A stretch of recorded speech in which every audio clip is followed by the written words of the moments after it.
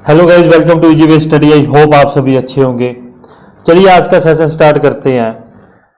Friction clutches के बारे में बात करेंगे। किसके बारे में? घर्षण क्लच के बारे में अपने बात करेंगे। ठीक है, उससे पहले सिलेबस देख लेते हैं और आगे भी डिस्कस कर लेंगे सिलेबस के बारे में। सिलेबस में अपने देखते हैं सबसे पहले कि क्या कुछ हो गया और आगे अपना क्या प्लान है। ठीक, बेल्ट, चैन और गियर ड्राइव अपनी पूरी हो चुकी है। मेरी बात सुनो, आज अपना ये पूरा जो पहला टॉपिक है बेसिक वाला वो कंप्लीट हो जाएगा। ठीक है, पास कर लो और शॉक एब्जॉर्बर अपने बाद में करेंगे। ध्यान रखना, कल कल नहीं तो परसों, ठीक है, परसों अपने एक सेशन रखते हैं। आपको कल का दिन चाहिए, आपको कल का दिन प्रोवाइड हो जाएगा। परसों अपने सेशन रखते हैं जहां पे आपके जितने भी बेसिक के डाउट हैं मैं आपको टेलीग्राम पे डाल दूंगा। आप मुझे मैसेज करके बता देना। जितने भी डाउट है अपने एक डाउट क्लियर सेशन रखेंगे। ठीक है, यूट्यूब के ऊपर ही रखेंगे कि आपके जितने भी डाउट होंगे वो सब के सब आपके वहां क्लियर कर दिए जाएंगे। जरूरी बात है, सुन लेना, मेरे से कुछ गलतियां हुई हैं। ठीक है, जो भी मेरे बच्चों ने जो भी मुझे कहा कि सर आपने गलत पढ़ाया, वो गलतियां भी कल की वीडियो आएगी, उस कल की वीडियो में अपनी जितनी भी गलतियां हुई हैं कि मतलब मैंने जो आपको थोड़ा गलत पढ़ा दिया, एक दो टॉपिक, एक दो पॉइंट हैं, तो वो जल्दबाजी में ही गलत हुए, ऐसी भी बात नहीं है। ठीक है, कि मतलब मुझे पता नहीं था, परंतु वो जल्दी जल्दी पढ़ाते हुए आपको गलत हो गई। उस चीज के लिए मैं सॉरी मांगता हूं आप सभी से। वो भी अपने कल क्लियर कर लेंगे, मतलब आपका कुछ भी रहने नहीं देंगे। अब रहा बेसिक की बात, तो बेसिक में अपने इतना सब कुछ तो कर ही चुके हैं, ये तो पता है। अपने टॉम चल रहा है, टॉम में बेल्ट, चैन और गियर ड्राइव हो गया। स्पीड, रेशो, फ्रिक्शन क्लचेज आज होंगे। रोलिंग फ्रिक्शन अपने कर चुके हैं। वाइब्रेशन, कोजेज या रेमेडीज और शॉक एब्जॉर्बर अपने बच जाएगा। कौन सा टॉपिक रह जाएगा? तो अपने बात करें तो शॉक एब्जॉर्बर और एक टॉपिक अपने पास कर लो। ये दो टॉपिक रह जाएंगे और पास कर लो तो आप खुद भी कर सकते हो, मैं मानता हूं। खुद कैसे? खुद आप इंटरनेट पे आपको बहुत सारे एमसीक्यूज मिल जाएंगे। इसमें समझने और समझाने लायक कुछ भी नहीं है, सिर्फ एमसीक्यूज ही करने पड़ेंगे। इसमें समझाने वाला कुछ भी नहीं है। शॉक एब्जॉर्बर आराम से सस्पेंशन सिस्टम में भी कर सकते हैं, वहां पर अपने देख लेंगे, कोई प्रॉब्लम नहीं। आज अपने बात करेंगे फ्रिक्शन क्लचेज के बारे में। फ्रिक्शन क्लचेज के बारे में मैं आपको भी कुछ बातें क्लियर करता हुआ चलता हूं। आज के टॉपिक में, आज ये टॉम का टॉपिक है, इसलिए अपने सिर्फ और सिर्फ इसके फॉर्मूलाज वगैरह देखेंगे। ठीक है, आज जो अपने बात करेंगे वो फॉर्मूला देखेंगे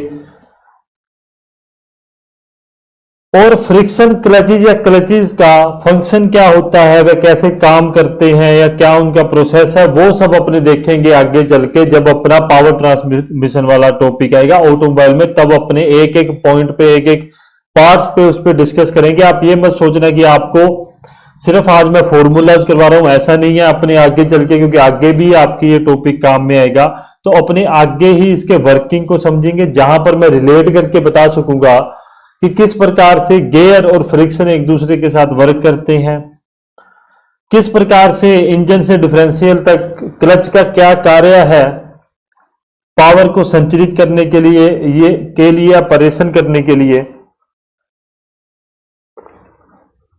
वो सब बातें अपने ऑटोमोबाइल के अंदर आराम से पढ़ेंगे। चलिए आज की बातें, आज के कुछ एक वार्तालाप चालू करते हैं। सबसे पहले बात करते हैं फ्रिक्शन क्लचेज, सबसे पहले बात करते हैं फ्रिक्शन क्लचेज होते क्या। ठीक है, क्लचेज, घर्षण क्लच, घर्षण क्लच, मैंने पीछे सही लिखा है क्या? हाँ, घर्षण क्लच कहते हैं इसको। इतनी बात आप सभी को पता होगी।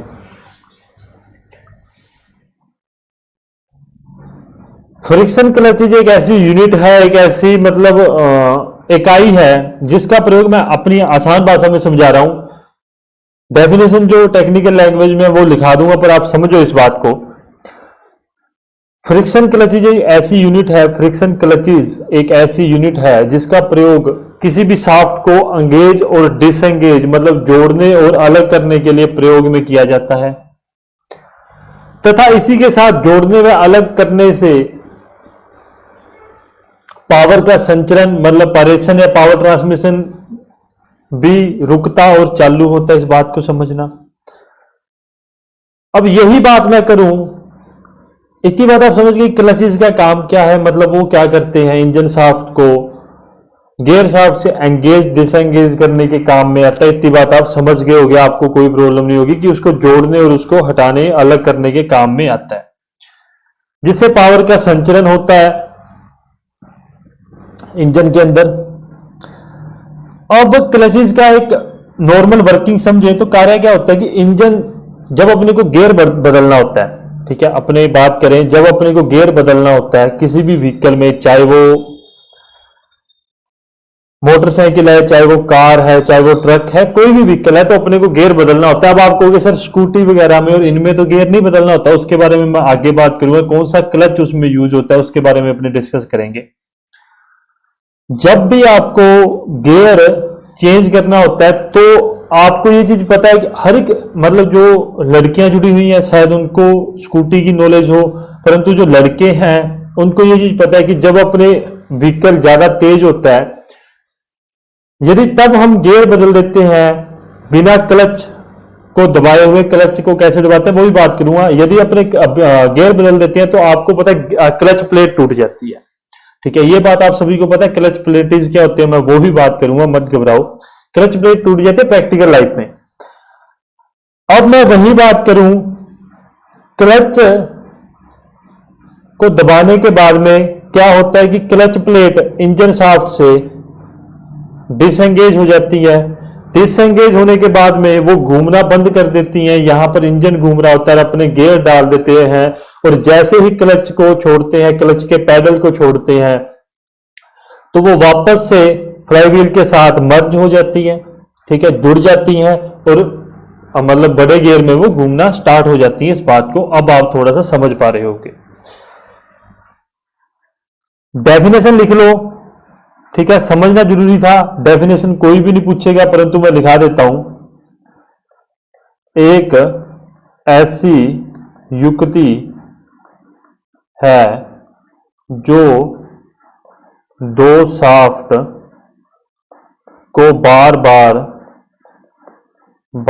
बार जोड़ने या अलग, याद रखना किसी को कोई भी डाउट है आपके पास 2 दिन का समय होगा, ठीक है, आप 2 दिन अपना रिवीजन कीजिए, ठीक है। अगर आप मुझे अभी कमेंट करके कह दोगे कि सर नहीं 2 दिन नहीं, हमें नेक्स्ट वीक मंडे तक चाहिए, आप जैसा भी कहोगे कि आपके लिए एक डाउट सेशन क्लासेस में ले आऊंगा। मुझे पता है कि सबके डाउट क्लियर नहीं होंगे, अगर आपको कुछ भी दोबारा से समझना है वो भी समझा दिया जाएगा, ठीक है।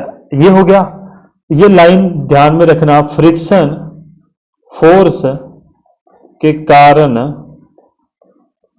पावर ट्रांसमिटेड होती है।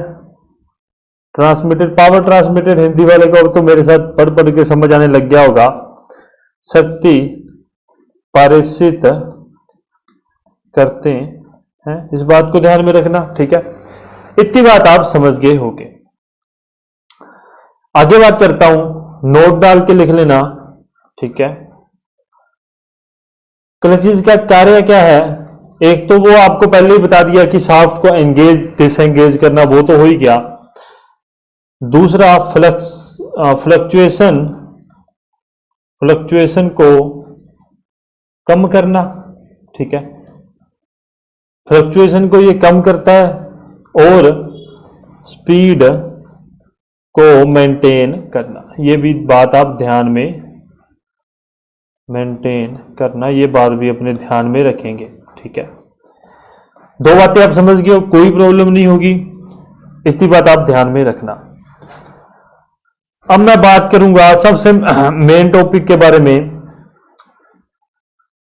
मैंने यार, हाँ ठीक है, टाइप्स ऑफ फ्रिक्शन क्लचेज, मतलब कितने प्रकार की क्लच होते हैं उसके बारे में अपने डिस्कस करते हैं।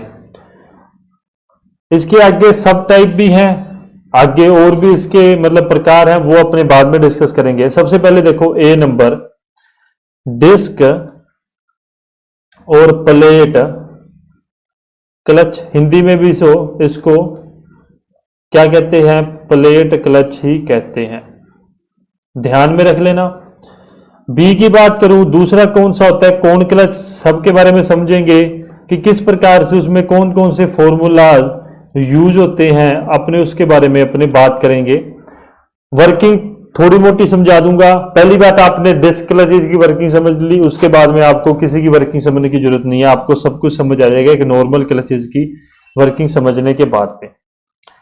एक होता है सेंट्रीफ्यूगल क्लच भी होता है, ठीक है, अप केंद्रीय क्लच, इस बात को ध्यान में रखना। फिर मैं रिपीट कर रहा हूं, क्लचेज टॉपिक आपका यहां नहीं खत्म होगा। क्लच आपको जितना भी इसका वर्किंग है, पार्ट्स हैं, सब कुछ आपको लिखवाया जाएगा पावर ट्रांसमिशन के टॉपिक में। बार बार कह रहा हूं, आप ये मत सोच लेना कि ये यहीं पे खत्म हो गया। अब मैं बात करूंगा प्लेट क्लच को, आप समझ लो हल्का सा, उसके बाद में अपने आगे चलेंगे।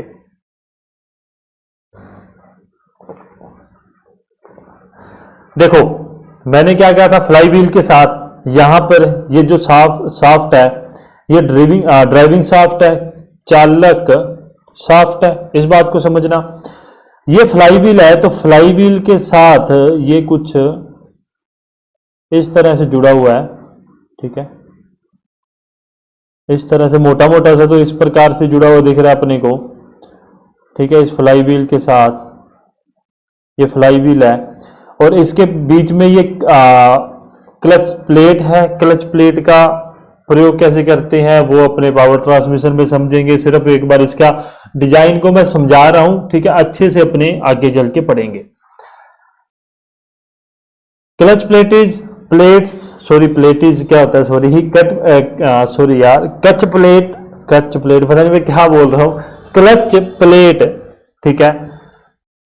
अभी क्या होता है, यहां से किसी इंसान ने पैडल दबाया, अपने बात कर रहे हैं, किसकी अपने बात कर रहे हैं, ये अपने व्हीकल की, कार की ले लो, ट्रक की ले लो, किसी की भी, पैडल दबाने से ये पूरे का पूरा, ये क्या है, चालित शाफ्ट है, ये बचा हुआ हिस्सा थ्रस्ट बेरिंग के कारण यहां पर ये इन सभी चीजों का अपने नाइफ एज जो है, रिलीज लीवर है, इन सब के प्रयोग से ही ये पूरा का पूरा हिस्सा जो इधर इधर बच गया है, ठीक है, ये डिसएंगेज हो जाएगा, इधर आ जाएगा जब अपने पैडल दबाएंगे, ठीक है। इधर से ये इसको इधर मूव कर देगा। वर्किंग हल्की फुल्की समझ लो, मैं बार बार रिपीट कर रहा हूं, कंप्लीट नहीं हुआ है इसकी वर्किंग, अपने सिर्फ आज फॉर्मूलाज देखेंगे, वर्किंग बाद में समझेंगे, क्योंकि वहां चल के भी मुझे समझाना होगा, तो वहां पर मैं रिलेट करके आपको पढ़ा सकूंगा, नहीं तो इसीलिए मैंने वहां पर शिफ्ट किया इस चीज को। तो होगा क्या, नाइफ एज की मदद से ये पूरे का पूरा जितना भी पोर्शन है, इसको इधर वाली साइड मूव हो जाएगा, ठीक है। इधर मूव होने के कारण फ्लाई व्हील और ये पूरा पार्ट डिसएंगेज हो जाएंगे, अलग अलग हो जाएंगे। अलग अलग होने के बाद में अपने यहां पर गियर डाल सकते हैं या निकाल सकते हैं, और जैसे ही गियर का पैडल मैं वापस छोड़ूंगा, ठीक है, वैसे ही ये एक दूसरे के साथ जुड़ जाएंगे और वापस से इंजन का जो पावर है वो डिफरेंशियल तक पहुंचनी स्टार्ट हो जाएगी। इस बारे में बाद में आराम से डिस्कस करेंगे। हल्की फुल्की सी वर्किंग समझ लेना, बाकी समझने वाली कुछ भी बात नहीं है। अब मैं बात करता हूं प्लेट क्लचेज में। सबसे पहले आता है अपने पास ए नंबर में सिंगल प्लेट क्लच, ठीक है, प्लेट क्लच क्या आता है, सिंगल प्लेट क्लच के बारे में अपने डिस्कस करते हैं। हिंदी में लिखना चाहते हो तो लिख लो एकल प्लेट क्लच, इस बारे में आपको समझाते हैं। अच्छा, इससे पहले हाँ मैं यही इस बात को समझा दूंगा। कुछ एक टर्म्स हैं वो आप थोड़ा सा मतलब गौर करो, जो अपने अभी आगे आने वाले फॉर्मूला है मैं डायरेक्ट आपको फॉर्मूला बता दूंगा। बुक आपको बता दिया है, थ्योरी ऑफ मशीन की जो ऑथेंटिक बुक है आर एस खुरमी वाली, जो मेन बुक है वहां से 80% प्रश्न आपको देखने के लिए मिल जाएंगे। ठीक है, वहां पर मुश्किल से 50 ही प्रश्न हो गया। अब आपको खुद सोचो कि 50 प्रश्न में अगर आपको दे रहा हूं कि इसमें से ये कह दूं कि 80% आपको इसी में से प्रश्न आएंगे थ्योरी ऑफ मशीन में, तो इससे अच्छा क्या हो सकता है। तो आपको वहीं से प्रश्न मिलेंगे, इस बात को ध्यान में रखना। चलिए मैं बात करता हूं डब्ल्यू, एक टर्म होती है डब्ल्यू को अपने कहेंगे दाब बल। ठीक है, क्या है, प्रेशर फोर्स। डब्ल्यू को अपने लेके चलेंगे, या इसको टेक्निकल टर्म में एक्सियल थ्रस्ट भी कहते हैं, जो यहां पर लग रहा था। ठीक है, इसको अपने क्या कहेंगे, डब्ल्यू लेके चलेंगे। एक टर्म आएगी, इसको पी कह दो, दाब तीव्रता। दाब तीव्रता हिंदी में मेरे को देखना पड़ता है, हिंदी में बहुत प्रॉब्लम है, प्रेशर इंटेंसिटी। ठीक है, अच्छा क्लच प्लेट के बारे में आपको थोड़ा सा बात बता दूं। क्लच प्लेट दिखने में कुछ ऐसी होती है। ठीक है, कुछ ऐसी होती है, मतलब अच्छे से नहीं बना, कुछ इस प्रकार से होती है क्लच प्लेट्स जो होती हैं। तो यहां पे जो इसको सेंटर ले लो, ये जो R1 रेडियस होगा और यहां पे जो रेडियस होगा वो R2 रेडियस होगा। इस बात को ध्यान में रख लेना। मैं वही लिख रहा हूं R1, सॉरी अपने अलग लेके चलते हैं ना इसमें। इसको R1 कर दो, बाहर वाले को, अंदर वाले को R2 कर दो। R1 क्या होगा, R1 होगा बाह्य त्रिज्या, आउटर रेडियस, समझ लेना। उसके बाद में फटाफट अपने चैप्टर को खत्म कर देंगे, कोई दिक्कत वाली बात नहीं है। R2 क्या होगा, तो वो होगा आंतरिक त्रिज्या, इनर रेडियस। आराम से समझना, कोई जल्दी नहीं है। और T क्या होगा, T होगा मरोड़ घूर्ण। ठीक है, इस बात को अपने ध्यान में, टॉर्क जिसे अपने कहते हैं, ध्यान में रखना। इतनी टर्म्स आप ध्यान में रखेंगे। अब मैं सबसे पहली कंडीशन लिखता हूं सिंगल प्लेट क्लच, एकल प्लेट क्लच के लिए। और फॉर्मूला मैं आपको, देखो मेरे को याद नहीं है, मैं पहले ही कह दूं मेरे पास लिखे हुए हैं, तो मैं वही आपको बताऊंगा।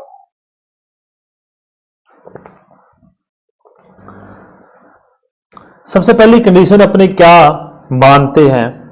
ठीक है, क्या मानते हैं, कंसीडरिंग यूनिफॉर्म प्रेशर, मतलब अपने ऐसा मानते हैं, रुको, समान दाब तीव्रता ना। ठीक है, इस चीज को ऐसे लिख लेना, समान दाब तीव्रता। अपने मानते हैं कि जो क्लच है उस पे क्या है, पूरे क्लच पे एक यूनिफॉर्म प्रेशर, एक समान दाब लग रहा है। अपने ये चीज मान के कंडीशन देखते हैं। इसमें याद रखना W इज इक्वल टू क्या होगा, पाई P। देखो रटना ही पड़ेगा, समझाने वाला कुछ भी नहीं है। फॉर्मूला चाहे डेरिवेशन करके लिख दूं चाहे सिंपल लिख दूं, आपको रटना ही पड़ेगा। R1 की स्क्वायर माइनस R2 की स्क्वायर, ये बात ध्यान में रख लेना। W मतलब क्या है,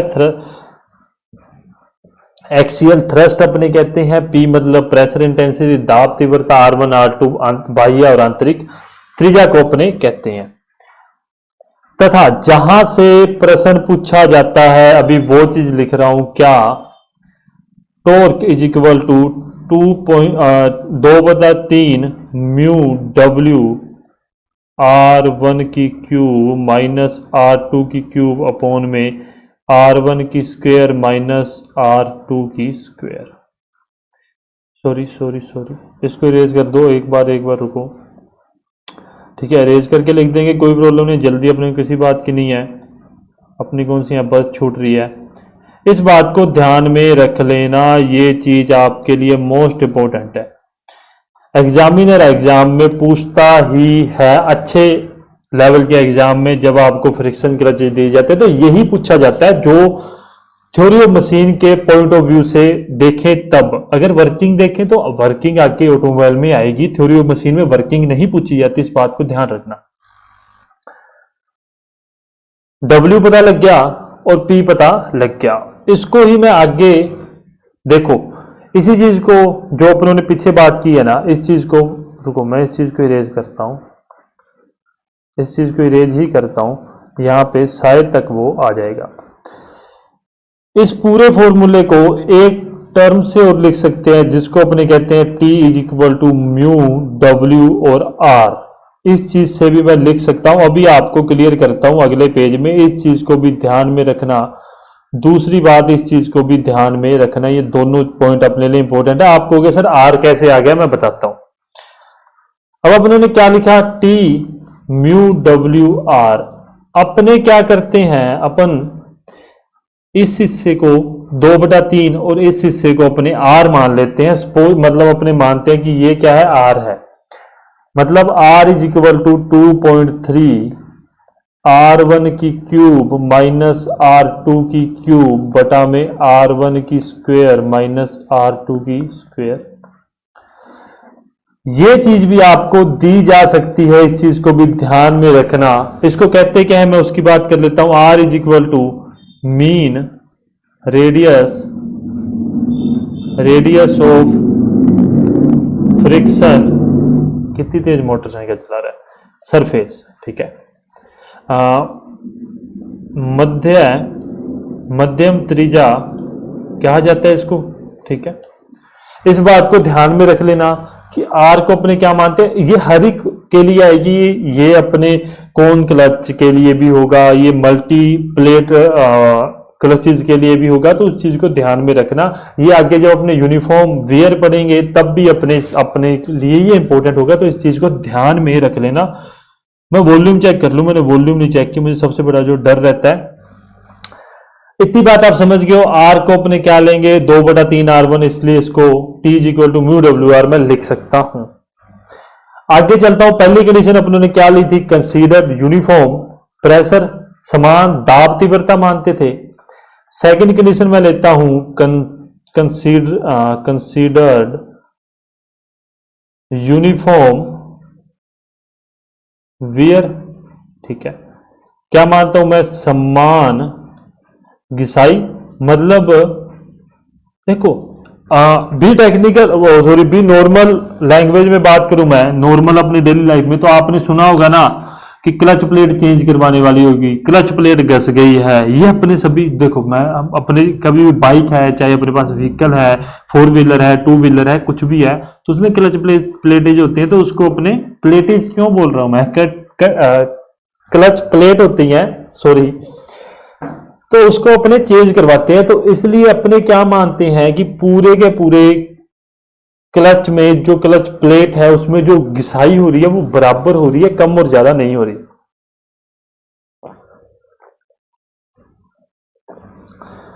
उसी को मानते हुए आगे मैं बात करता हूं, देखो W क्या होगा, 2 पाई C का मतलब समझा दूंगा, घबराना मत, R1 माइनस R2 ये होगा, ठीक है। इस बात को ध्यान में रख लेना। दाब मतलब सॉरी एक्सियल थ्रस्ट अपने कहते हैं, ठीक है, इस बात को ध्यान में रखना।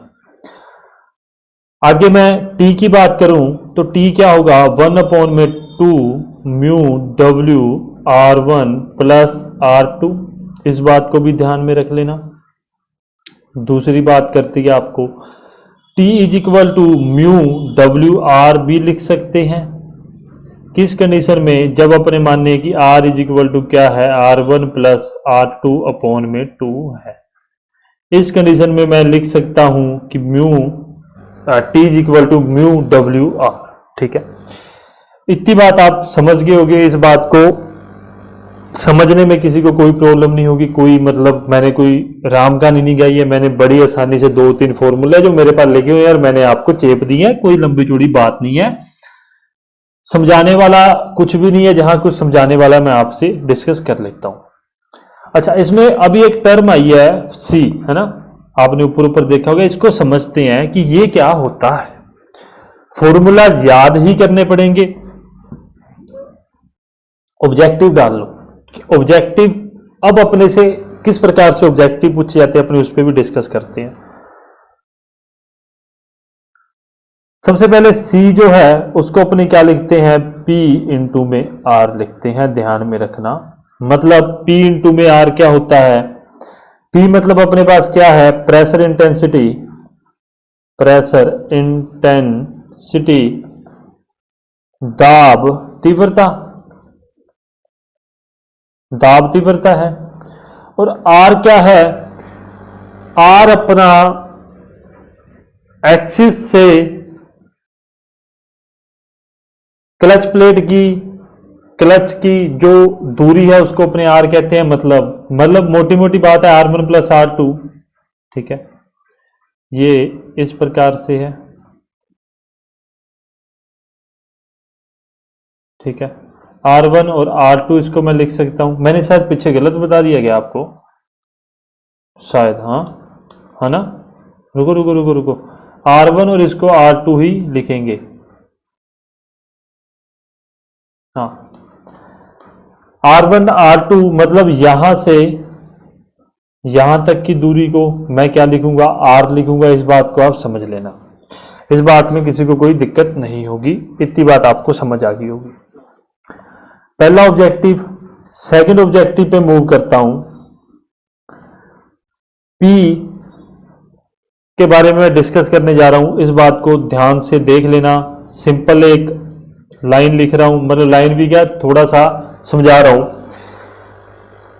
इंटेंसिटी ऑफ प्रेशर या प्रेशर इंटेंसिटी, दाब तीव्रता R2 पर तो मैक्सिमम होगी और R1 पर क्या होगी, मिनिमम होगी। इस बात को ध्यान में रख लेना, इस बात को लैंग्वेज में लिखना चाहो लैंग्वेज में लिख लेना, इंपॉर्टेंट बात है ये आपके लिए कि बाह्य व्यास पर तो दाब की तीव्रता सबसे कम होगी और आंतरिक व्यास पर मैक्सिमम होगी दाब की तीव्रता। इस बात को ध्यान में रख लेना। आगे चलते हैं, आगे आपके अभी अपनों ने बात की थी C is equal to P max into में R2, मैं इस चीज को ऐसे भी लिख सकता हूं, ठीक है। और P max is equal to C upon में R2, इस चीज को मैं ऐसे भी लिख सकता हूं, ठीक है। इस बात में किसी को कोई प्रॉब्लम नहीं होगी।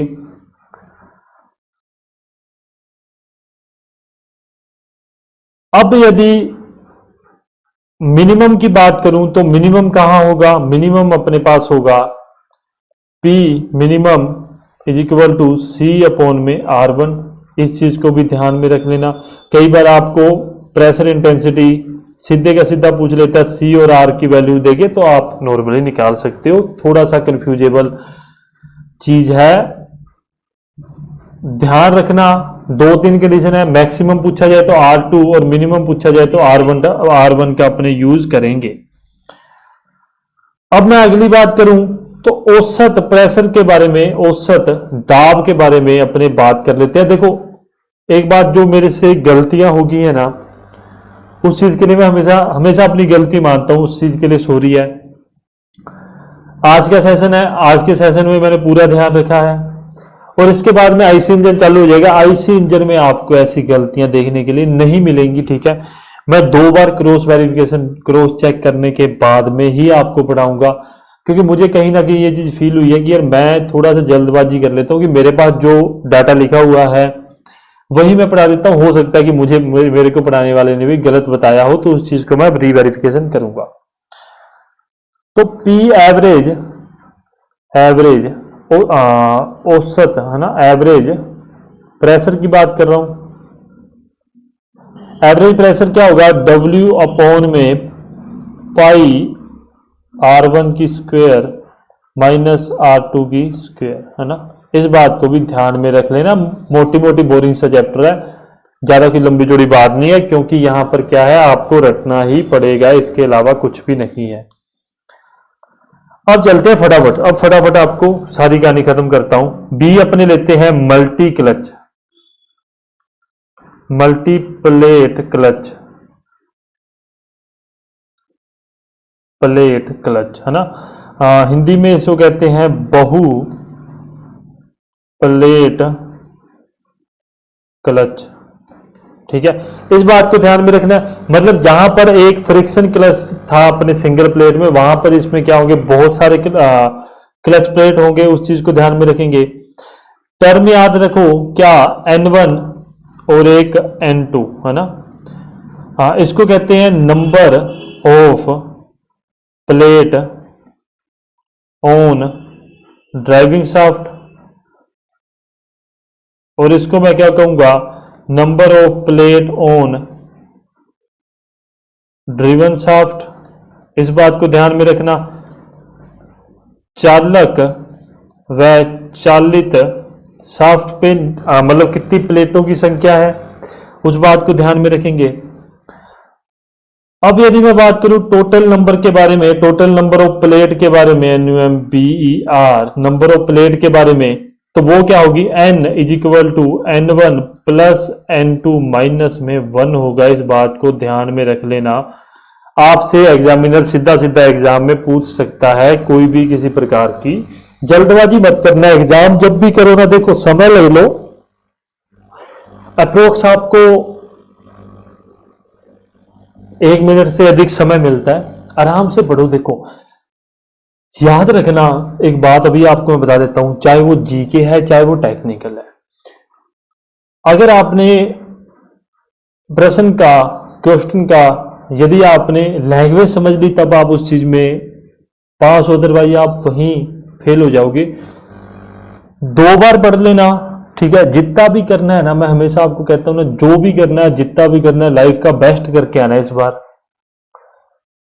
जब भी पढ़ने बैठते हो उस चीज को ऐसा पढ़ना है कि आपने सारी जिंदगी वो चीज ऐसी इस तरीके से ना पढ़ी हो, याद रखना।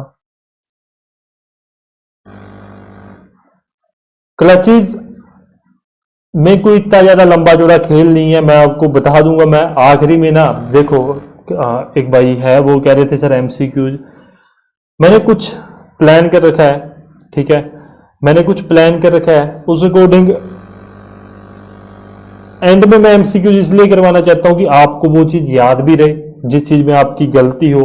क्योंकि अभी MCQs किए तो एंड में जाके क्या हो जाएगा, एंड में जाके आपके दिमाग में ये हो जाएगा कि मैंने पता नहीं क्या पढ़ा था, मैं कहां गलत था।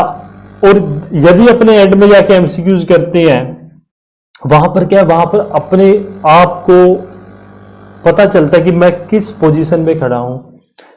MCQs करवाए जाएंगे, देखो पेड में तो अलग से करवाए जाएंगे, पर YouTube के ऊपर भी कुछ MCQs की, मतलब अपने मेन जो MCQs है वो सारे के सारे टेस्ट के अकॉर्डिंग करेंगे, कोई प्रॉब्लम वाली बात नहीं है। मल्टीप्लेट क्लच के बारे में इतनी बात। वही पहली कंडीशन क्या, यूनिफॉर्म प्रेशर वाली, यूनिफॉर्म प्रेशर समान दाब वाली बात करते हैं अपने। समान दाब वाली कंडीशन में क्या होगा, T is equal to N into में 2/3 म्यू W R1 की क्यूब माइनस में R2 की क्यूब बटा में R1 की स्क्वायर माइनस में R2 की स्क्वायर। ठीक है, इस बात को ध्यान में रखेंगे। क्या है, N इंटू में 2/3 म्यू W R1 की क्यूब माइनस R2 की क्यूब अपॉन में R1 की स्क्वायर माइनस R2 की स्क्वायर। क्या इस चीज से चीज समझ आएगी आपको? सबसे पहली बात तो ये जो फॉर्मूला आप देख रहे हो, ये अभी अपने पहले पढ़ के हटे हैं। कहां पर, पीछे चलता हूं मैं, कोई बात नहीं। हाँ, ये रहा 2/3 म्यू W R1 की क्यूब माइनस R2 की क्यूब बटा में R1 की स्क्वायर माइनस R2 की स्क्वायर। तो ध्यान में रखना, मल्टीप्लेट क्लचेज में यूनिफॉर्म प्रेशर समान दाब के लिए क्या होता है, T is equal to N into N, मतलब क्या है, टोटल नंबर ऑफ प्लेट है जो क्या होती हैं, N1 minus N1 plus N2 minus 1 होती हैं। ये मैंने यहां पर लिखा भी है। N into uniform pressure for single plate clutch, इस बात को ध्यान में रख लेना। n इंटू में uniform pressure for single plate clutch, ये क्या होंगे, एक दूसरे के इक्वल होंगे, इस बात को ध्यान में रखना। आगे भी यही कंडीशन आएगी जब अपने बात करेंगे यूनिफॉर्म वेयर की।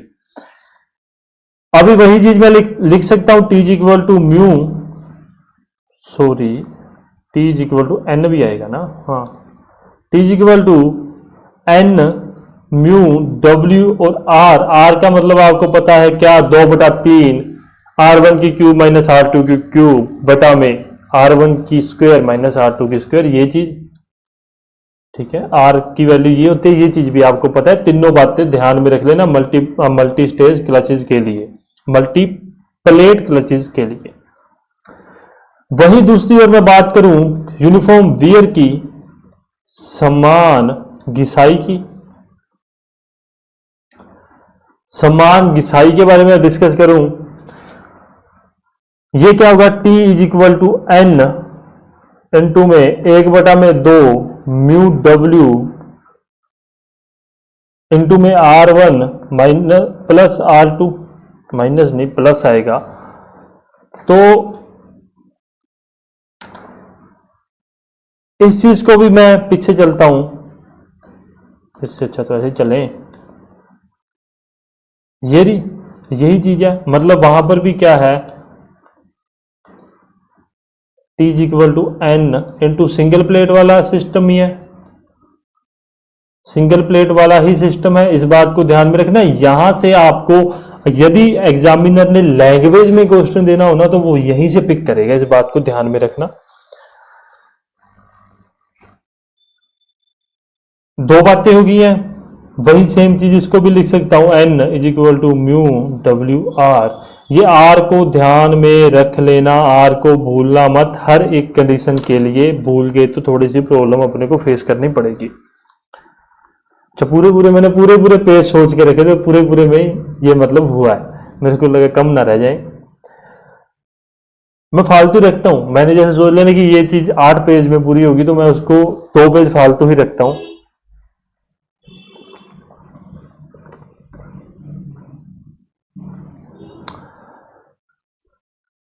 अब मैं बात करूंगा कोन क्लच, हिंदी में कहते हैं शंकु क्लच के बारे में, ठीक है। वही सेम कंडीशन है, कोई भी दिक्कत वाली बात नहीं है। यहां पे एक एंगल बनता है, इसको अल्फा एंगल कहते हैं, उस एंगल को ध्यान में रख लेना। वर्किंग वही है, सेम है। बाकी जितनी भी कोन क्लचेस की खासियत, एडवांटेज, डिसएडवांटेज अपने पावर ट्रांसमिशन में करेंगे। यहाँ पे फ्रिक्शन लाइनर वगैरह अभी अपने डिस्कस कर लेंगे, किसके बने होते हैं, ये चीज आपको अभी पता होनी चाहिए। थोड़ा सा मुझे लगता है कि अभी अपने इस चीज को देख लेंगे। तो कोन क्लचेस का भी सेम ही सीन है जो सिंगल प्लेट का था, कि यहां से इसको पीछे कर दिया जाएगा और ये पीछे होने के बाद में अपना गियर डालने के बाद फिर इसके साथ एंगेज हो जाएंगे। कोई लंबा चौड़ा खेल नहीं है, बस मुद्दे वाली बात अब समझ लो फटाफट। पहली कंडीशन यूनिफॉर्म प्रेशर वाली लेके आता हूं मैं, क्या समान दाब वाली कंडीशन में लेके आता हूं। क्या होगी वो देखो, W is equal to P pi R1 की स्क्वायर माइनस R2 की स्क्वायर। ध्यान में रख लोगे इस बात को। देखो जो चीजें मेरे को ये लगता है कि यार आपको सिंपल करवा देनी चाहिए, वो मैं हमेशा फटाफट करवाने की कोशिश करता हूं। T is equal to 2/3 mu W sine alpha R1 की क्यूब माइनस R2 की क्यूब, ये ऊपर स्क्वायर है ना, याद रखना, R1 की स्क्वायर माइनस R2 की स्क्वायर, इस बात को ध्यान में रख लेना। दूसरी बात, फटाफट इस चीज को खत्म करते हैं। रटना आपको ही है, ये तो रटना ही पड़ेगा, इसमें मैं कुछ भी नहीं समझा सकता आपको, ये चीज ध्यान रखना। दूसरी चीज, यार मैंने समय वेस्ट बर्बाद नहीं करना चाहता। देखो मैं सही बात बताऊंगा आप लोगों का, मेरे को ये होता है कि मैं जिस हिसाब से पढ़ता हूं, जो वास्तव में एक इंजीनियर का दिमाग होना चाहिए, उसी दिमाग के अकॉर्डिंग मैं पढ़ाता हूँ। कभी भी आप ये चीज ध्यान रखना, अपने हमेशा वही स्टडी करना पसंद करते हैं। मैं खासकर जो मेरे लिए हेल्पफुल है फ्यूचर में, मैं ये चीज नहीं पढ़ूंगा कि मैं इसके बारे में पढ़ने नहीं बैठूंगा, क्योंकि मुझे यहाँ पे कोई गेट का एग्जाम या आईईएस का एग्जाम नहीं देना है। मुझे सिंपली सिंपली एक मोटर व्हीकल सब इंस्पेक्टर का एग्जाम देना है, और उसी के पॉइंट ऑफ व्यू से देखो, पढ़ाने के लिए तो मैं कह भी सकता हूं कि भाई ये आप एसएससी जेई में भी प्रयोग कर सकते हो, आप इसमें भी कर सकते हो, परंतु एसएससी जेई में सेकंड पेपर में अपने को ये सब चीजें पढ़नी पड़ेंगी। एक ही वैकेंसी का गोल लेके चले हैं, मकसद लेके चले हैं, तो उसी पर ही मैं फोकस करूंगा। अदरवाइज मैं दूसरी वैकेंसी पे, मतलब दूसरे के लिए क्या है को मैं किसी को गुमराह करूं यार।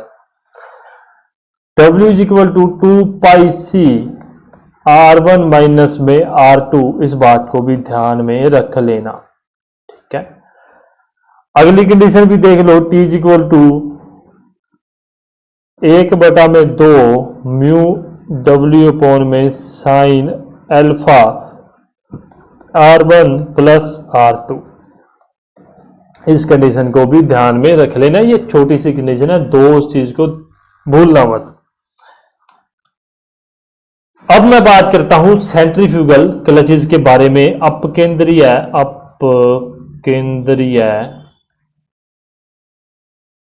क्लच के बारे में डिस्कस करता हूं। मैंने आपको प्रेसिडेंट भी दिया था पढ़ने के लिए, कल मुझसे पूछा गया, मैंने प्रेसिडेंट करने के लिए कहा। प्लीज सभी लोग, रिक्वेस्ट है, आप पोल रख सकते हो, आपको पोल रखने का पूरा अधिकार है। जो अपना दूसरा जहां पर आप मैसेज कर सकते हो जीवे स्टडी टॉक्स के नाम से, एक आह्वान कर रहा हूं मैं, ठीक है, आप सभी को साथ में लेके चलने का। आप को जो टॉपिक दे दिया, प्लीज उस चीज को पढ़िए। यदि आपने सभी के साथ चलना है, यदि आपको ये लगता है कि आज मैं वास्तव में आपको, अगर आपको लगता है मेरे को वैकेंसी क्लियर करनी है, जो टॉपिक दे दिया वो पढ़ो। मोटर व्हीकल सब इंस्पेक्टर के लिए साथ में मिलकर पढ़ाई करो, मैं तो यही कहता हूं। एक बात ध्यान रखना,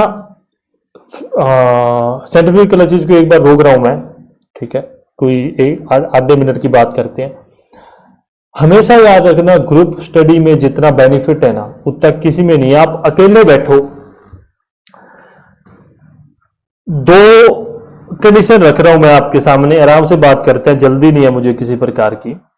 तो मैं दो कंडीशन आपके सामने रख रहा हूं। पहली कंडीशन में मैं ये कह रहा हूं आपको, आप अकेले बैठो और अकेले एमसीक्यूज करो, आपको कहीं ना कहीं बोरियत फील होगी, ठीक है।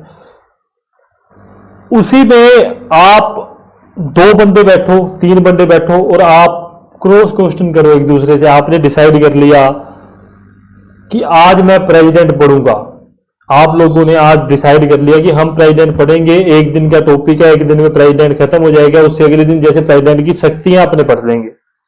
आप इस प्रकार से डिसाइड कर सकते हो। अगले दिन वो 3 या 4 बच्चे आपके ग्रुप में जैसे भी हो, वो बैठे, वो एक जगह पे सिटिंग दें और क्रॉस क्वेश्चन करें एक दूसरे से। मैं कहता हूं वो 4 बच्चे हैं ना, वो चारों के चारों सिलेक्शन लेके जाएंगे, मैं गारंटेड कहता हूं। और जो बच्चा अकेला पढ़ रहा है ना, वो बच्चे की मैं गारंटी नहीं ले सकता। यदि वो इस शेड्यूल को अपनाते हैं, तो अगर वो क्रॉस क्वेश्चन करते हैं, अपनी गलतियां ढूंढते हैं, गलती ढूंढने के बाद में उसको याद करते हैं। मतलब मैंने पूछा,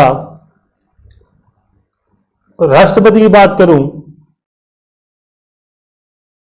तो सबसे ज्यादा अध्यादेश किस राष्ट्रपति के कार्यकाल में हुए, या भारत का प्रथम मुस्लिम राष्ट्रपति, या मैं बात कर लूं, आपको आता है तो अच्छी बात है, नहीं आता तो आप उस चीज को कॉपी में नोट डाउन कीजिए कि मुझे ये प्रश्न नहीं आता।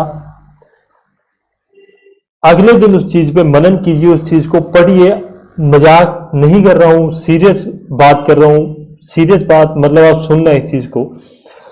अगले दिन उस चीज को बैठ के आराम से पढ़िए, फिर आपको अपने आप आपके अंदर मतलब डिफरेंस पता चल जाएगा कि आप कैसे आगे बढ़ रहे हो। बहुत सारी बातें हैं कि यार इसको आती हैं, 4 जने हैं तो एक को कुछ एक कुछ पढ़ के आए, आप तीनों अलग अलग चारों अलग अलग चीज पढ़ के आए हो, एक्स वाई जेड, 2 भी बंदे हो सकते हैं, मैं 4 की बात नहीं कर रहा, 4 मैं एग्जाम्पल के लिए ले रहा हूं।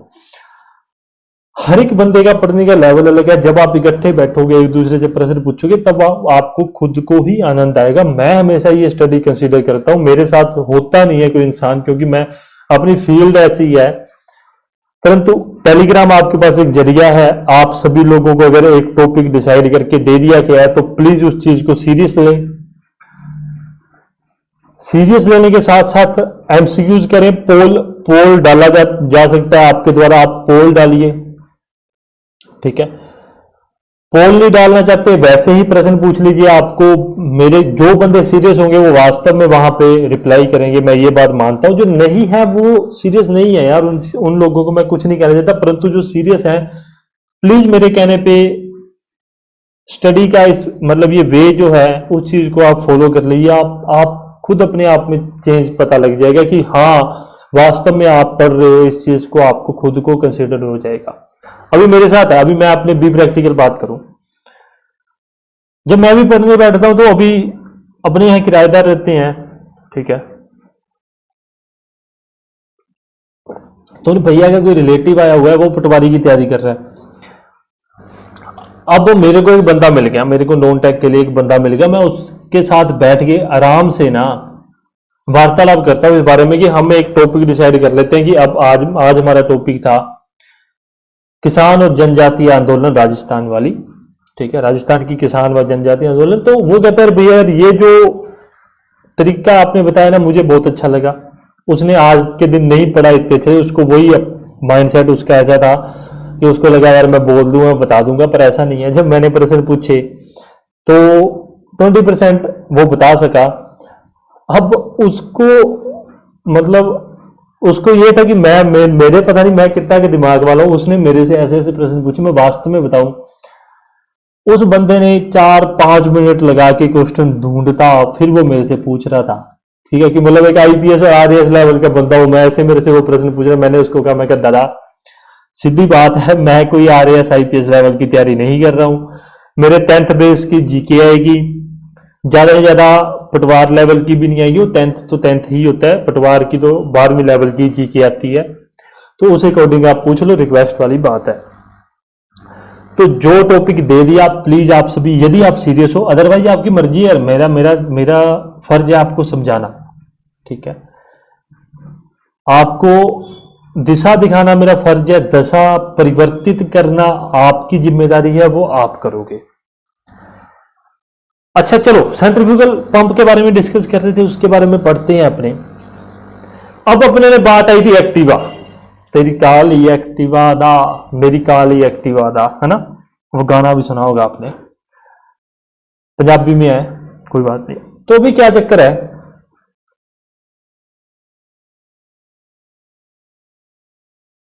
यहां पर मैं आपको समझाता हूं। मैं थोड़ा सा ऐसा नहीं लगता कि स्लो चलने लग गया, पर मुझे ऐसा होता है कि यार हाँ मैं आपको आराम से समझाऊं, मैं थोड़ा सा स्लो चलने लग गया, मुझे इस चीज का मुझे फील हो रहा है पर्सनली।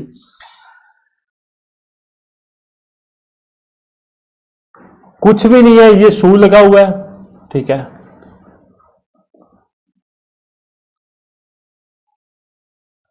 यहां पे इस प्लेट के द्वारा ये अंदर होता है, ठीक है। अब होता कुछ भी नहीं है, जैसे ही स्कूटी की स्पीड बढ़ाएंगे वैसे ही ये खुल जाएगा, इस प्रकार से खुल जाएगा। यहां पर ये स्प्रिंग है, ठीक है, स्प्रिंग के द्वारा ये खुल जाएगा और इसके साथ टच हो जाएगा और उससे स्पीड ज्यादा हो जाएगी। जैसे ही कम करेंगे तो वो सिकुड़ जाएगा, अंदर को आ जाएगा और वैसे ही स्पीड कम हो जाएगी। इस बात को ध्यान में रख लेना। वर्किंग का कोई चक्कर नहीं है, इसके बारे में ध्यान रखना। इसको एक तो कहते हैं ऑटोमेटिक क्लच कहते हैं, इसको ऑटोमेटिक क्लच कहते हैं। दूसरा एक्स्ट्रा क्लच लीवर की आवश्यकता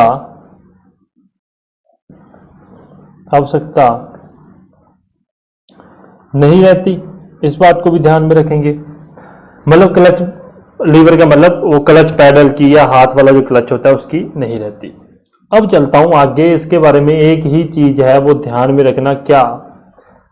साइज ऑफ दी शू, जो अपने शू लगा हुआ है उसका साइज क्या होना चाहिए, उसके बारे में बात करते हैं। सबसे पहले अपने देखेंगे एरिया, एरिया क्षेत्रफल, तो क्या होगा A is equal to L into में बी। बी क्या है? उसकी विड्थ है, लंबाई और मोटाई। इतनी बात हो गई है। आगे मैं बात करूं, फोर्स की बात करूंगा, बल के बारे में अपने डिस्कस करेंगे। फोर्स क्या होता है या प्रेशर क्या होता है? फोर्स अपॉन में एरिया। तो क्या मैं फोर्स निकाल सकता हूं? आप निकाल सकते हो। आप कहोगे क्या? F is equal to area into में P, प्रेशर इंटेंसिटी।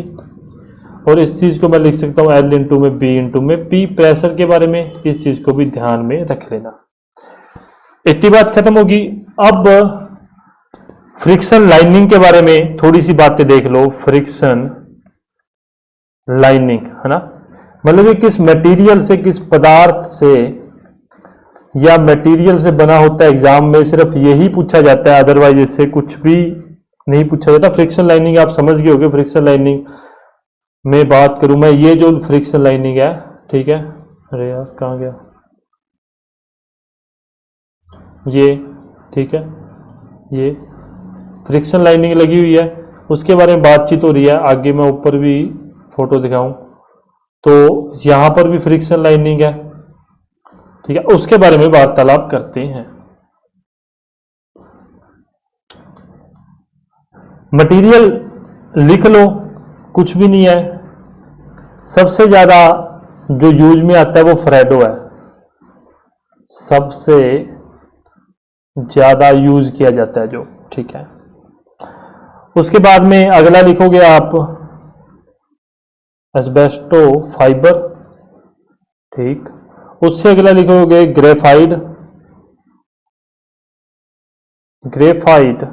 उससे अगला लिखोगे मेटल एलॉयज, भी इसमें यूज हो जाते हैं। मेटल एलॉयज भी क्या हो जाते हैं? यूज हो जाते हैं। और इसकी कैरेक्टरिस्टिक कैसा होना चाहिए, इसकी विशेषता कैसी होनी चाहिए? हाई कोफिशिएंट ऑफ फ्रिक्शन होना चाहिए, ठीक है। उच्च घर्षण गुणांक होना चाहिए इसका, इस बात को ध्यान में रख लेना। और इसी के साथ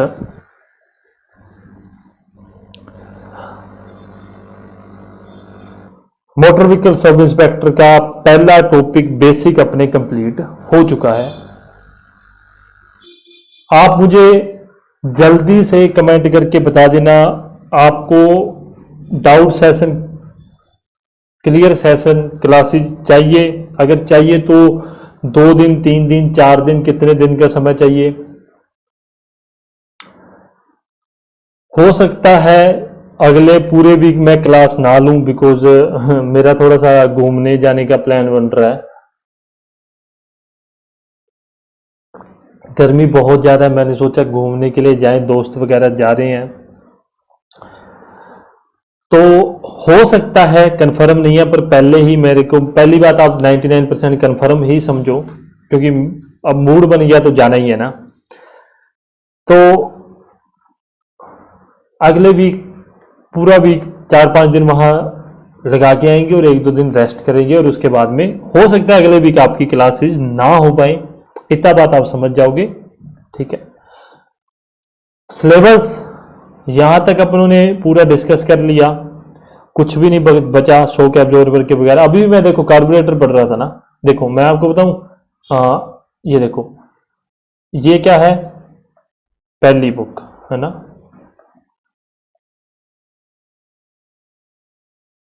दूसरा, सॉरी, तीसरा तरीका, तीसरी जगह, ठीक। और ये विकिपीडिया चौथी जगह। अब आप समझ गए होंगे कि मैंने ये अभी डिलीट नहीं है, क्योंकि मैं पढ़ रहा था, मैंने कहा यार अभी इसको हटा दूंगा तो कहीं ना कहीं प्रॉब्लम होगी कि मैं बाद में ढूंढ नहीं पाऊंगा इन सभी मटेरियल को।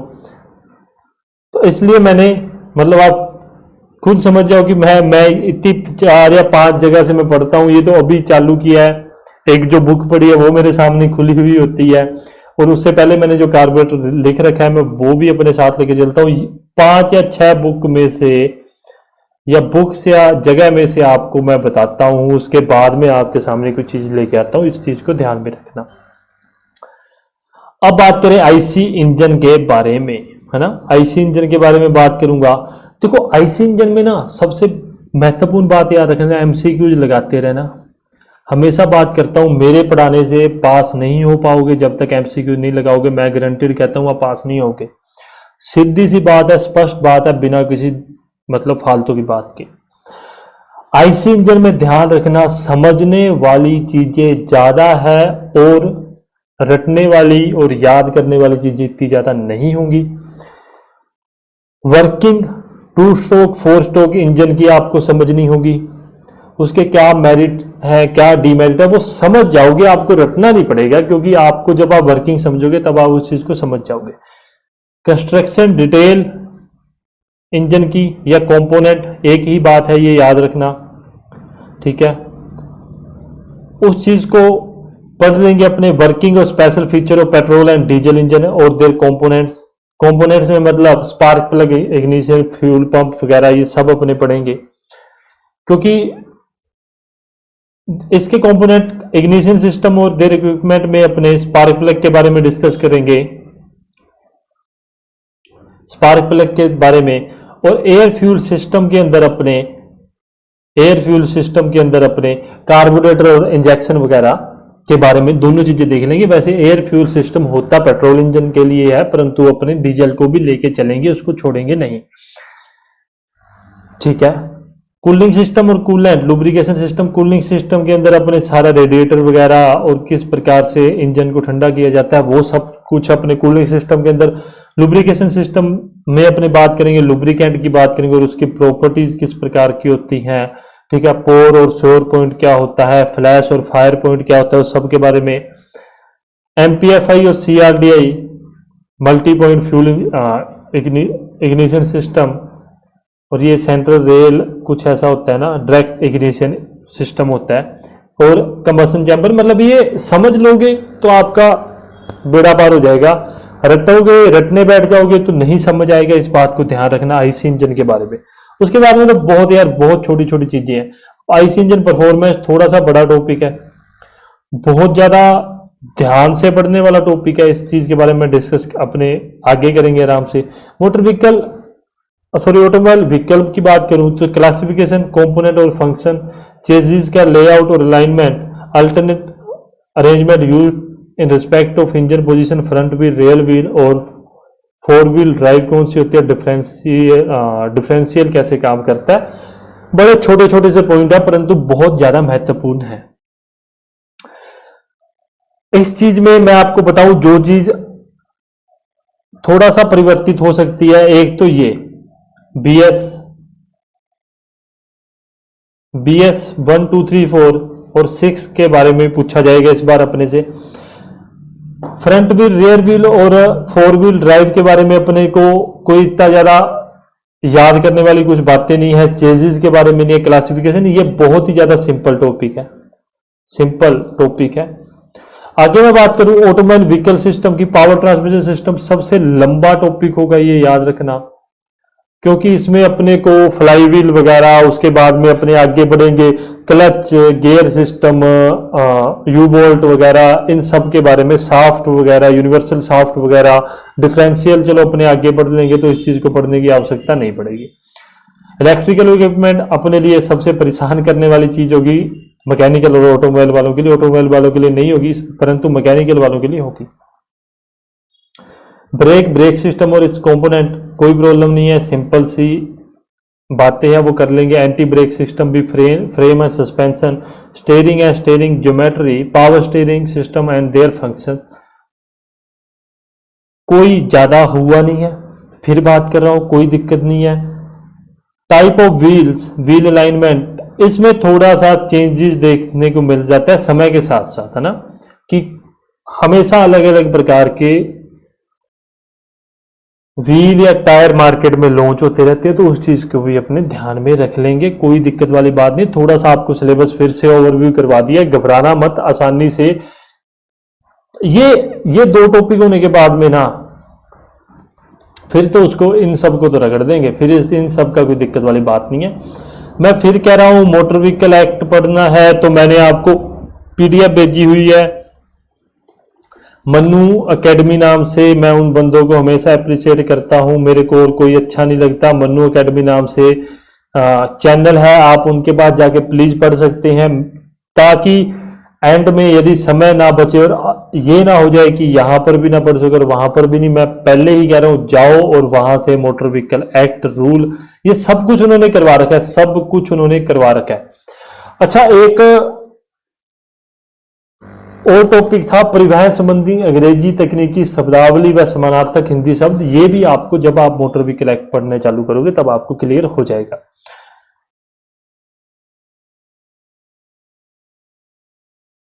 कहाँ गया? हाँ, तो चलिए आज का सेशन अपने यहीं समाप्त करते हैं। और कोई बात मेरे दिमाग में नहीं आ रही है, ठीक है। अगर वीडियो अच्छी लगी लाइक कमेंट और शेयर करना प्लीज। सभी के सभी पढ़िए, पढ़ने के लिए बैठ जाइए। अगर अभी भी तैयारी नहीं चालू की है प्लीज तैयारी चालू कर दीजिए। समय पर पछताना मत, मैं बार बार कह रहा हूं, ये ना हो अपने समय पर आप लोग पछताओ कि यार ये क्या हो गया, कंपटीशन बहुत हाई हो जाएगा। यदि, मेरी बात याद रखना, यदि एक्सपीरियंस और लाइसेंस, है ना, एक्सपीरियंस और लाइसेंस दोनों हटा दिए जाते हैं ना, तो ये समझ लो आईईएस के बच्चे आकर अपने को कंपटीशन देंगे। इस बात का ध्यान में रख के, सिर्फ इस एक लाइन को ध्यान में रख के पढ़ना कि आईईएस लेवल के बच्चे आके आप लोगों को कंपटीशन देंगे, अपन लोगों को कंपटीशन देंगे। ध्यान में रख लेना, ये बात बहुत ही ज्यादा हाई कंपटीशन हो जाएगा, क्योंकि ये छोटी मोटी जॉब नहीं है। आप इस चीज को प्लीज पोलाइटली ना लें, आप इस चीज को ये ना समझे कि हाँ मैं पढ़ लूंगा, नहीं, प्लीज आज ही बैठ जाइए। नोटिफिकेशन का वेट ना करो तो अच्छा है। बाकी आप सभी समझदार हो, आपकी मर्जी है। चैनल सब्सक्राइब कर लेना, एजी वे स्टडी ऑफिशियल नाम से अपना टेलीग्राम चैनल है। किसी को कोई डाउट है प्लीज आप वहां ग्रुप में मैसेज कर सकते हो। मैं भी आपको 2 दिन के बाद में पोल डाल दूंगा, वहां पर आप नीचे कमेंट करके पूरे डाउट बता देना। मैं अगले दिन वीडियो बनाकर आपको सारे डाउट क्लियर कर दूंगा। होप आपका दिन अच्छा जाए। धन्यवाद।